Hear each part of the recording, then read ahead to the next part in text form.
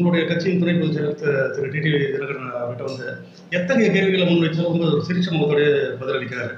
ஒருவேளை இதுதான் அவர் பின்னாடி வந்து ஒரு இளைஞர் கூட்டம் வந்து அதிகமாக பின்தொடர்வதற்கான காரணம்னு தோணுது. நீங்கள் அது எல்லாம் உங்கள் கட்சியோட கொள்கை அது? ஏன்னா எங்களுக்கு ரொம்ப சந்தோஷம். Is a cool leader. பொதுவாக நீங்கள் அம்மாவை கூட நினச்சிப்பீங்க அம்மா கோவக்காரம்லாம் கிடையவே கிடையாதுங்க. She's a very cool person. அம்மா தனியாக பார்க்கும்போது பார்த்தீங்கன்னா சிரிச்சிட்டே பேசிகிட்டு இருப்பாங்க. வெளில வரும்போது அஃப்கோர்ஸ் ஷீ ஹேஸ் டு ஒரு சீஃப் மினிஸ்டருங்கிறதுனால வருவாங்க தவிர ஆறாவது இஸ் வெரி கூல். அம்மாவுடைய ஒரு பிள்ளையாக சார்கிட்ட வந்து அது 100 மடங்கு அதிகமாக இருக்கும். அது அவர் என்ன சொல்லணும், நான் சமயத்தில் டென்ஷன் ஆகணும்னு சொல்லி டென்ஷனாக என்ன பண்ண போகிறோம் அன்றைக்கி தான் மீட்டிங்கில் சொன்னார். ஏன் எல்லாத்தையும் வந்து ஒரு தலையில் போட்டு ஏற்றிக்கிறீங்க? சரி ஏன் இப்போ இதுதான் நடக்கணும்னா நம்ம அதை எதிர்கொள்ளணும். we have to fight for it. இல்லை அதாவது அவர் சொல்கிறது ஒரு வகையில் ஸ்டாண்ட் தான். இப்போ ஐயோ இது நடக்குமா நடக்காதா நான் போய் என்ன டென்ஷன் படுத்திக்கிறதுல my health only will be spoiled. So okay இப்போ நடக்க போதா லெட்ஸ் ஃபைட். சண்டை போடுவோம், எதிர்த்து போராடுவோம். எப்பவுமே நம்ம ஒரு உண்மையான நோக்கத்துடன் நம்ம வந்து ஃபைட் பண்ணோம்னா ஒன் டே அதை யூ வில் அச்சீவ் இட். அதுதான் எங்கள் தலைவர் டிடி தினகரனுடைய பாணி. அது வந்து இன்னைக்கு இருக்கிற யங்ஸ்டர்ஸ் மத்தியில் ஏன் அது பிடிக்குதுன்னா அவங்க பார்க்குறாங்க எல்லாரையும். இப்போ ஒன்றும் இல்லை, திரு ஸ்டாலின் எடுத்துக்காங்க. அன்றைக்கி ஒரு ஃபோட்டோ எடுக்கிறேன்னு வரும்போது கடத்தில் இருந்தது பார்த்துருப்பீங்க. அன்றைக்கி ஒரு லேடி வராங்க தள்ளி போங்கிறாங்க. ஸோ அதே மாதிரி இந்த பக்கம் பார்த்தீங்கன்னா அன்றைக்கி பிரேமலதா விஜயகாந்த்லாம் பத்திரிக்காரங்களும் அப்படி பேசக்கூடாதுங்க. நீ யார் நீ யார் நீ என்ன நீ தப்பு. அதே மாதிரி அன்புமணி வந்து மைக் ஆஃப் பண்ணு நீ கேள்வி கேட்க வேண்டிய அவசியம் இல்லை. அப்போ நீங்கள் ப்ரெஸ்ஸுக்கு வரக்கூடாது. கேளுங்க என்ன ஏதாவது இருக்கா கேளுங்க. பிகாஸ் இட்ஸ் எங்க ஆஸ் அ ப்ரெஸ் உங்களோட என்னென்ன எங்களுக்காக தானே கேட்குறீங்க, எங்களை வெளியில் கொண்டு வர தானே கேட்குறீங்க. எங்களுடைய விஷயங்கள் நாங்கள் மனசில் நானாக பேசினா சரியா வரும். இப்போ உங்கள் மூலமாக பேசுறதுனால மலேசியா வாழ் மக்கள் பூரா பார்க்குறாங்க. அஃப்கோர்ஸ் அதர் கண்ட்ரிஸ் பார்க்கலாம், இந்தியாவிலேயும் பார்க்கலாம். So you are doing a favour for us. So நீங்கள் கேட்குற கேள்விகள் எங்களுக்கு சங்கடப்படுத்தினா அவாய்ட். அம்மா அதை தான் சொல்லுவாங்க, நான் ஸ்போக்ஸ் பர்சன் அறிவிச்சுன்னு அம்மா தான் சொல்லுவாங்க. உங்களுக்கு ஒரு கேள்விக்கு பதில் தரலன்னா அவாய்ட். கோவப்படக்கூடாதுன்னா எங்கள் சார் அப்படி இல்லை. எங்களுக்கு நாங்கள் அவாய்ட் பண்ணுவோம், அவர் எதையுமே அவாய்ட் பண்ணாமல் ரொம்ப கூலாக அது எப்படி தான் அவருக்கு சட்டன் ஞாபகம் வருமோ தெரியாது, வெரி கூலி வில் ஆன்சர். எந்த கேள்வியாக இருந்தாலுமே அதை ஏற்றுக்கொள்ளக்கூடிய அளவில் சும்மா அதை என்ன சொல்ல மேம்போக்கா பதில் சொல்லாமல் அந்த பதில் கரெக்டான பதிலாக இருக்கும். அந்த வகையில் இஸ் வெரி கிரேட். அண்மையில் திரு நாஞ்சில் சம்பத் அவர்களை சந்தித்து பேசணும். அப்போ பேசும்போது அவர் வந்து சில கடுமையான விமர்சனங்களை முன் வச்சார். குறிப்பாக டிடிவி தினகரன் மீது உங்களுக்கு அதிருப்தியான நம்ம கேட்ட கேள்விக்கு அவர் சொன்னார், கட்சியின் பெயரில் அண்ணான்ற ஒரு வார்த்தை இடம்பெறவில்லை, அதுதான் தான் அந்த கட்சியில் விலகியதற்கான முக்கிய காரணம் சொன்னார். அது ஒன்று. அண்ட் அந்த அமமுக வந்து ஒரு தேய்பிரை மாதிரி அதாவது தேஞ்சிக்கிட்டே போகுது, அழிவை நோக்கி சென்று கொண்டு இருக்கும் கட்சின்னு சொல்கிறாரு. அவங்க கட்சியில் இருந்தவர் நாஞ்சில் சம்பத்துக்கு நீங்க வேணால் முக்கியத்துவம் கொடுக்கலாம், நாங்கள் கொடுக்க தயாராக இல்லை. ஏன்னா அவர் போகாத கட்சி எதுன்னு வேணால் கேள்வி கேட்கலாம். திமுகவில் இருந்தார், மதிமுகவுக்கு வந்தார், மறுபடியும் மதிமுகலேருந்து வெளியில் வந்து திமுகவுக்கு போக முயற்சி பண்ணார். அங்கே அவரை சேர்க்கலன்னு அம்மா இருக்கும்போது அண்ணா திமுகவுக்கு வந்தார்.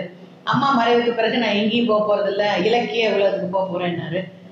சின்னம்மா கூப்பிட்டா போவீங்களான்னு கேட்டப்போ எனக்கு சின்னம்மா பெரியம்மாலாம் தெரியாது, அம்மாவை தான் தெரியும்னாரு. அடுத்த நாளே சின்னம்மா காலில் விழுந்து இங்கே கட்சியில் வந்து சேர்ந்தார். அதுக்கப்புறம் சின்னம்மாவுக்கு இந்த பிரச்சனைகள் வந்ததுக்கப்புறம் அம்மா மக்கள் முன்னேற்றத்துக்கு வந்தார், மேடைகளில் பேசினார், இங்கே இருந்தார். சரி, வெளியில் போவதற்கு சொல்கிற காரணம் ஏதாவது நியாயமாக இருக்கா? ஒருத்தர் இருக்கிறதும் போகிறது அவங்க தனிப்பட்ட விருப்பம். எங்களை பொறுத்த வரைக்கும் எங்கள் துணை பொதுச்செயலர் எல்லாரையும் ஒரே மாதிரி நடத்துவார். எல்லாருக்கும் உரிய மரியாதை இங்கே உண்டு, எல்லாருக்கும் அன்பாக இருப்பாங்க, எல்லாருக்குமே ஈக்குவாலிட்டி இங்கே இருக்கும். we are all equally treated. அதான் அந்த வார்த்தை நான் சொல்ல முடியும். இவர் போனதுக்கான காரணம் எனக்கு தெரிஞ்சு நான் கேள்விப்பட்ட வரைக்கும் இவர் அதிமுகவில் பேரம் பேசியிருக்கிறார். திருப்பியுமே அதிமுகவில் சேர்வதற்கு பேரம் பேசியிருக்கிறார்.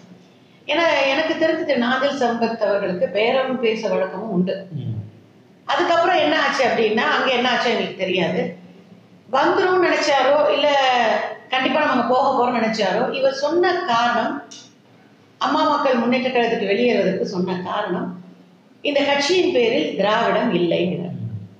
அம்மா பேரில் இல்லாத திராவிடம், அம்மாவோட செயல்பாடு இல்லாத திராவிடத்தை இவர் யார்கிட்ட கண்டார்? அப்புறமா சொல்லுங்க. அதாவது அம்மா அவர்கள் எனக்கு திரு வீரமணி அவர்கள் 69% இடஒதுக்கீடு அம்மா வழங்கியதற்காக திராவிட தலைவி என்று அவரே அம்மாவை அழைத்தார். ஒரு திராவிட தலைவியாக அம்மா ஆற்றிய பணிகள் எல்லாருக்குமே தெரியும். ஸோ அம்மாவை விட இவரே இதே நாஞ்சில் சம்பத் திராவிட தலைவியே என்று எத்தனை முறை, நூற்றுக்கணக்கான முறை அம்மாவை அழைத்திருக்கிறார். அப்புறம் எப்படி அதில் திராவிடம் இல்லைன்னு கண்டுபிடிச்சேன். நான் வேற எதை சொல்றேன்னா, அவரை பொறுத்த வரைக்கும் இங்க இருக்கும் போது எனக்கு இங்கேயோட அதிக லாபம் வேற எங்கேயாவது கிடைக்குமா? இங்கே எங்களை பொறுத்த வரைக்கும் உழைப்பவர்களுக்கு நாங்கள் முதலிடம் கொடுக்கணும், நிச்சயமா முதலிடம் கொடுக்கணும். ஆனால் உழைத்து கொண்டே அந்த பக்கம் போய் பேரம் பேசுவதை பற்றி எங்களுக்கு தெரியாது. கேள்விப்பட்ட வரைக்கும் நான் சொல்கிறேன். ஒரு மனிதனுக்கு ஒரு ஸ்டெடி மைண்ட் வேணும். ஓகே, நீங்கள் வந்து 18 வருஷம் வைகோட பயணிச்சிங்க. ஏன்னா நான் ஒரு 3 வருஷம் மதிமுகவில் இருந்து தான் அம்மா கிட்ட வந்து சேர்ந்தேன். அப்போவே எனக்கு நாஞ்சில் சம்பத்தை தெரியும். 18 வருடங்கள் திரு வைகோ நாஞ்சில் சம்பத்துக்கு எவ்வளோ உதவி செஞ்சிருப்பாருன்றதையும் பார்த்தவன் தான். 18 வருடம் உதவி செய்கிறதே தூக்கி எறியும் போது இப்போ திமுகவில் நாஞ்சில் சம்பத் இருந்திருந்தா 10-11 பேச்சாளர் தான் இருந்திருப்பார். வைகோ இடத்தில் வந்த பிறகுதான் அவர் ஒரு தனி மனிதராக அடையாளம் காட்டப்பட்டு ஒரு பெரிய பேச்சாளர் பேர் வாங்கினார். ஸோ 18 வருடம் பயணித்த ஒருத்தருடைய அவர் வந்து விசுவாசமா இல்லாதப்போ சில மாதங்கள் பயணித்தவங்க கூட அவருடைய விசுவாசமா இருக்க போறார்.